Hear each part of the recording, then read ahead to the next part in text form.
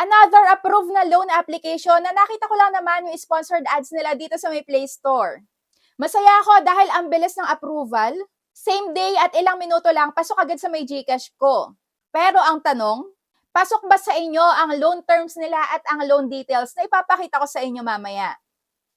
Kaya kung naghahanap man kayo ng mauutangan ngayon, kapos kayo sa budget, tapos makita nyo yung ads na to online, nako, wag muna kayong mag-go-go dahil baka mabigla din kayo. So yes, SEC registered, pero hindi ibig sabihin noon wala na kayo dito matatanggap na mga pananakot at maraming tolls,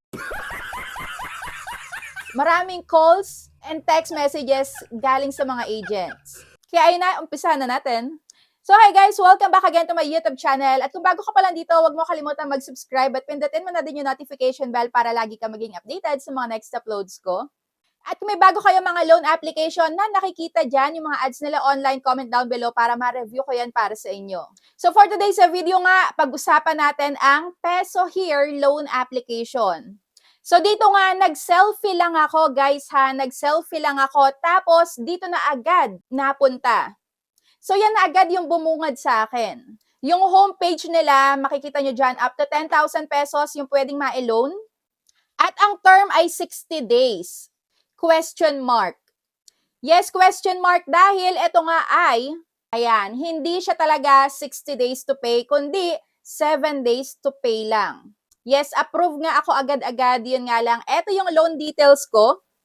Dahil after ko nga ma-picturean, dahil may pa-selfie sila, wala pa ako dito nasasagutan na kahit na ano. Dahil chinek ko nga din yung loan dito, yung loan history, kung meron ba dito kung na-failed dati, pero wala. Wala ako ditong history and ngayon pa lang. So dito nagtataka ako dahil meron tong kamukhang-kamukha na loan details. At yung kamukhang-kamukha nga ay ang Pinoy Peso na loan application. So hindi natin alam kung bakit super talagang magkamukha sila. Saka yung ino-offer nila sa mga tao dahil dito pwede daw ang multiple loans agad-agad i-approve nila dahil may 100% na successful rate. Kagaya na to, natakot ako dahil yung 7,500, 3,000 pesos agad-agad yung ikakaltas nila. So parang, ayun, nagbigay tayo na 3,000 ng ganon-ganon lang. 7,500 pero ang laki ng kaltas. At sobrang dami nang mabibili sa 3,000 pesos na yon. Kaya dito, kahit na alam kong i-approve nila agad-agad, ay ayoko dahil nangihinayang ako. So dito lang ako nag-try sa may 2,500 at ayan nga, 1,500 yung na-receive ko sa may GCash. So dito yung interest, 88 pesos lang. O diba, kamukhang-kamukha talaga no sa may Pinoy Peso. So hindi natin alam kung bakit. Meron ditong account management fee na 228, may platform service fee, risk fee, credit fee na parehas na 228.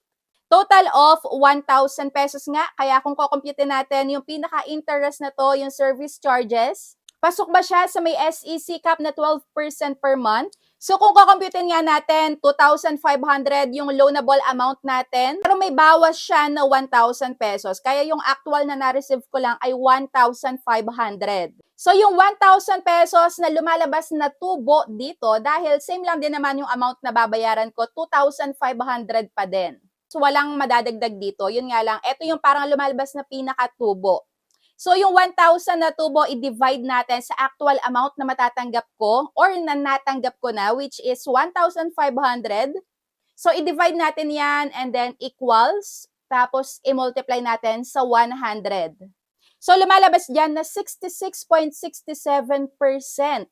So, yan ang tubo sa loob lang ng 7 days. Dahil, ayan, nakalagay naman sa kanilang loan details na 7 days lang talaga kailangan ng bayaran. At kapag kinonvert nga natin to, yung pinaka-interest na to monthly, so ang equivalent na to approximately nasa 285% per month. So, sobrang laki, di ba? Sobra-sobra na siya sa may ipinato na SEC cap lang na interest dapat na ibinibigay sa mga tao ng mga loan application. So dito sa may Peso Here, yes, sobrang bilis dito mag-approve. Selfie nga lang eh, di ba? Yun yung pinagtataka natin. Approve agad kahit na i-selfie lang. Nakakaloka, di ba? Medyo nakakapagtaka din talaga. Parang pinagpapasapasahan yung mga information natin, ano? So, ito nga, currently may 4.5 na ratings at ito yung mga sinasabi ng mga nakapag-try na din dito sa may application nila. Na-download ko pala to sa my Play Store. And disclaimer lang guys ha, so hindi ito sponsored video. Hindi ko kayo hinihikayat na mag-apply dito. So, this is for awareness and for educational purposes na din para alam nyo kung ano yung possible na yan na ma-experience nyo din pagka nag-try kayo dito. So, dito hate ang reviews. Yes, merong mga 5 stars rating pero hindi natin din sure kung ito ba yung mga talagang totoo din na nakapag-try na. Kung dito tayo magbabase sa mga 5 stars, parang talaga may engganya ka na mag-try. Ang gaganda ng mga sinasabi nila. Pero ang sinasuggest ko sa inyo, dito kayo magbase sa 1-star rating. Doon sa may mga most critical na reviews. Kagaya nga nasabi dito, sobrang taas nga daw ng management fee nila, which is totoo naman, 1,000 pesos, kagaya na sa akin yung nakaltas. So dito naman, do sa may re-apply niya, ha, sa may re-loan niya, na 3,500, ang madidisburse na lang sa kanya ay 2,100. And yung 1,400 is management fee na. Sobrang laki, di ba? Another review, the interest is terrible. At lagi nga daw tumatawag kahit na hindi pa overdue. Ayan, meron na daw mga pananakot pagbabanta at mga maa-attitude daw yung mga agents. So, oobligahin ka daw nila na magbayad daw agad-agad. At pagka hindi mo daw sinunod, makakatanggap ka na ng mga sensitive language. Kaya kung ako daw sa inyo is, iwasan ng loan app na to. Same dito sa may nag-review, ayan, meron daw harassments, may mga threats. Kahit na due date pa lang.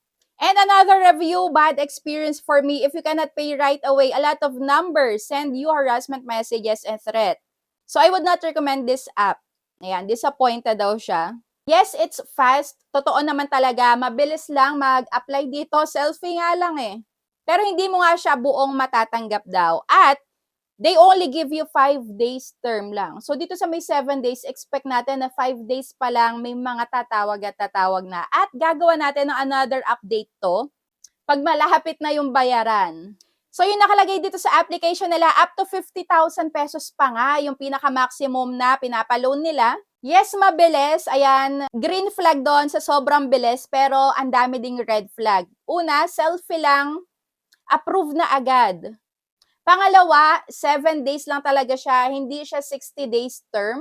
At pangatlo, ayan, 5 days pa lang, may mga pagbabanta ka na daw na matatanggap. At pang-apat, ayan, comment down nyo na yan kung ano yung na-experience nyo sa may loan application na to. So, ayan guys ha, this is for awareness. Nasa sa inyo pa din yung buong desisyon kung magta-try kayo dito or hindi. Basta ako, pinakita ko sa inyo, shinare ko sa inyo yung experience ko. So, kayo na yung bahala mag-decide kung magtutuloy pa din kayo dito or hindi. Basta maging responsable kayo sa mga inuutangan nyo once na i-accept nyo yan. Once na mag-go kayo dyan, obligasyon nyo na yung bayaran. Pero syempre, obligasyon nating bayaran yan, dapat yung mga agents ay makatao pa ding maningil. And share ko nga pala sa inyo, itong ginagamit ko lagi na wireless microphone, ang Shisuo. So ito nga yung pinaka-charging port niya. Ayan, sobrang tagal na to gamitin. Kung kayo ay aspiring vlogger, content creator, affiliate, sobrang nice na to guys. Ayan, meron ditong isa pa na isinasaksak sa phone. Tapos yung isa naman, di-clip lang dito sa may damit. So ayan guys, try nyo to ang Shisuo wireless microphone. So that's it for today's video. Thank you for watching and see you on my next vlog. Bye!